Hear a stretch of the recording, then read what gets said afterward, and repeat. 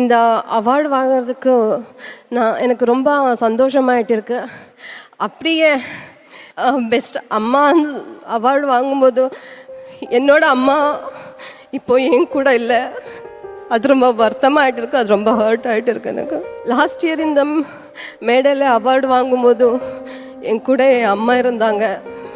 ஆனால் இன்னைக்கு நான் பெஸ்ட் அம்மா அவார்டு வாங்கியிருக்கேன். ஆனால் என் கூட அம்மாவே இல்லை.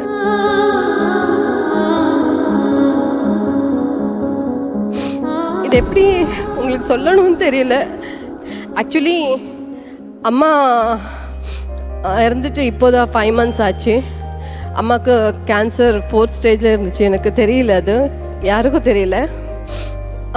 ஷூட் வந்துட்டு என் கூட ஷூட்டுக்கு வந்துட்டு இருந்தாங்க.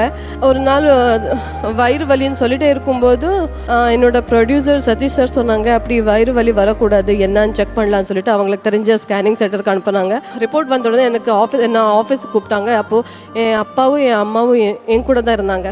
அவங்கள வெளியே உட்கார வச்சுட்டு நீ மட்டும் வான்னு சொன்னாங்க பேசணும்னு. அப்புறம் எனக்கு அப்போ சொன்னாங்க, அம்மாவுக்கு இந்த மாதிரி இருக்குது, உனக்கு தெரியாதான்னா. அப்போ எனக்கு என்ன மாதிரி ரியாக்ட் பண்ணணுன்னே தெரியாது. அது 4th ஸ்டேஜில் இருக்குன்னு சொன்னாங்க. அப்போவே நான் உடஞ்சிட்டேன். இவ்வளோ ஸ்ட்ரகிள் பண்ணி ஏதோ இப்போ தான் நின்றுச்சிருக்கேன்னு சொல்லும்போது மறுபடியும் கடவுள் எனக்கு இப்படி கால் உடச்சிட்டு உட்கார வச்சுட்டாங்களே. அம்மாவுக்கு இப்படி ஆயிடுச்சு. என்னோட பெரிய ஸ்ட்ரென்த்து அவங்க இருந்தாங்க. அப்போ குழந்தைக்கு இன்னும் 3 months அவ்வளோதான். இப்போது இந்த தருணத்தில் உங்களுக்கு நாங்கள் ஒரு ஏவி வச்சுருக்கோம். அந்த ஏவியை ஃபஸ்ட்டு பார்த்துருவோமா? திவ்யா, நான் தாண்டா அம்மா பேசுகிறேன். போன வருஷம் நீ அவார்ட் வாங்கினதை பார்த்து நான் ரொம்ப ரசித்தேன், உன் கூட இருந்தேன். இந்த வாட்டி நீ வாங்குறப்போ நான் உன் கூட இல்லையேன்ட்டு வருத்தப்படாத.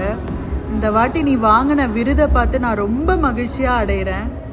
ஏன்னா நீ வாங்கின அவார்டு அப்படி சிறந்த அம்மாக்கான விருது நீ வாங்கியிருக்க. ஒரு அம்மாவாக என்னை எவ்வளோ சந்தோஷப்படுத்த முடியுமோ நீ சந்தோஷப்படுத்திட்ட. நீ எவ்வளோ போல்டான பொண்ணுன்னு எனக்கு தெரியும்.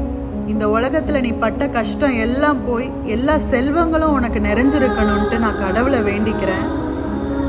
சந்தோஷமாக இரு திவ்யா. அம்மா எப்போவுமே உன்னை பார்த்து ரசிச்சிட்டு இருப்பேன்.